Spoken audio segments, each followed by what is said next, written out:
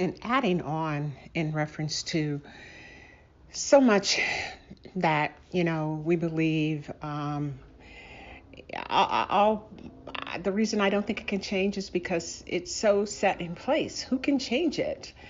Presidents, all candidates make promises about what they can do and what they're going to do. And I mean, I'm like, that is not going to happen because you just know it's a lie.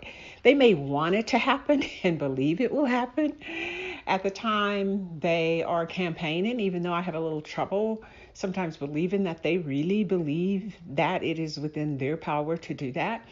We have kind of a running joke about some of the Trump supporters appear to have believed that, he could bring back the broom factory. And it's like, well, the broom factory left in early 1900s when the vacuum cleaner came in. So the broom factory ain't coming back. Now, that's an exaggeration and that's a joke. But some of the things that are promised or just as far-fetched as bringing back the broom factory. Like Obama, God knows I love him. He's one of my favorite people. I've never met him, but I think he's a great man and I'm proud of what he did. But when he said government transparency, I knew that was not going to happen. It was just not going to happen. By design, that is not going to happen. So there's just things that you have to listen and you vote for who you trust the most, which is what I do, not because I believe they're going to do what they say they're going to do. It's just that overall, maybe I feel they won't get the country blown up. And I just vote and go from there because I'm definitely going to vote. Because I know certain things are set in motion and they're not going to change because the wheels are so oiled that they just can't change. It would interrupt too many things. Like someone was saying, the companies that were bailed out 2009, and people saying, oh, this is not going to happen. If it happens again, we're not going to bail them out, blah, blah, blah. Well, if you noticed immediately after that, even Social Security became a direct deposit, which means pretty much if it would happen again, let's pray to God it won't, they would have to be bailed out or everything would fall. Everybody has a debit card.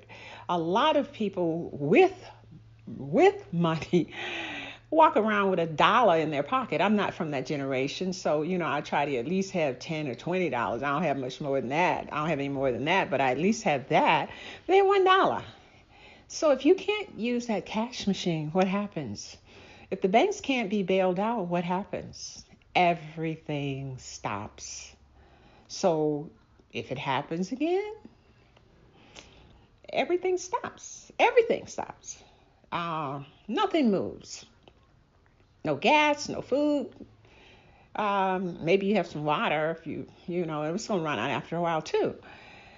So there's just certain things that are just put in motion, and we have to hope and pray that it doesn't tilt totally out of balance in either way. And in all of my thinking, that's kind of the conclusion I ultimately came for after referencing the Bible and the coup and the people, that maybe this is just to keep things from tilting over too much one way or the other. I don't think much of it is for that middle. I really don't. I do think America's always been a class system, and we're going toward the wealthy and the poor. I don't think there's much in the middle, and I don't even know what can be done by that because the coup is set in place. And you have to be really top priority in the place that you desire for success. We got to make it from the bottom to the upper middle. And you need to be pretty much established, I believe, in your faith. If you're still somehow teetering in the middle, to just stay there, because that's not the way things are designed to happen. It just isn't.